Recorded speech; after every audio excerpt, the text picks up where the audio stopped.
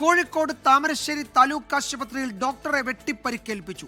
Amoebic മസ്തിഷ്ക ജ്വരം പിടിപെട്ട് മരിച്ച 9 വയസ്സുകാരിയുടെ പിതാവായ സനൂപാണ് കൊടുവാൾ ഉപയോഗിച്ച് ഡോക്ടറെ ആക്രമിച്ചത്. പരിക്കേറ്റ doctor PT Vipin Kozhikode baby memorial ആശുപത്രിയിൽ ചികിത്സയിലാണ്.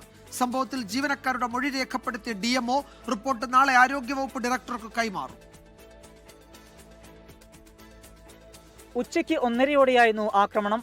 മസ്തിഷ്ക ജ്വരം ബാധിച്ച് മരിച്ച 9 വയസ്സുകാരുടെ പിതാവ് സനൂപ് 2 മക്കളുമായാണ് താമരശ്ശേരി താലൂക്ക് ആശുപത്രിയിൽ എത്തിയത്. കുട്ടികളെ പുറത്തു നിർത്തി സൂപ്രണ്ടിന്റെ റൂമിലെത്തി. ആ സമയം സൂപ്രണ്ട് മുറിയിൽ ഉണ്ടായിരുന്നില്ല. സൂപ്രണ്ടിനെ ലക്ഷ്യം വെച്ചാണ് സനൂപ് എത്തിയത്. പിന്നീട് ഡോക്ടർ വിപിനെ വെട്ടുകയായിരുന്നു. ബാഗിൽ കരുതിയ കൊടുവാളുമായാണ് ആക്രമിച്ചത്. എന്റെ മകളെ കൊന്നവനല്ലേ എന്ന് ആക്രോശിച്ചായിരുന്നു ഡോക്ടറെ വെട്ടിയതെന്ന് ലാബ് ജീവനക്കാർ പറയുന്നു. ഡോക്ടറുടെ തലക്ക് സാരമായ പരിക്കുണ്ട്.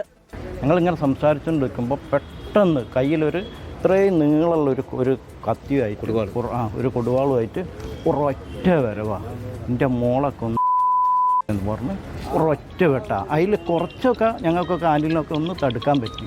തല കീറിപ്പോകും. മകളുടെ മരണശേഷം മാനസിക സംഘർഷത്തിലായിരുന്ന സനൂപ് കുടുംബത്തിന് നീതി ലഭിച്ചില്ല എന്ന് ആരോപിച്ചിരുന്നു.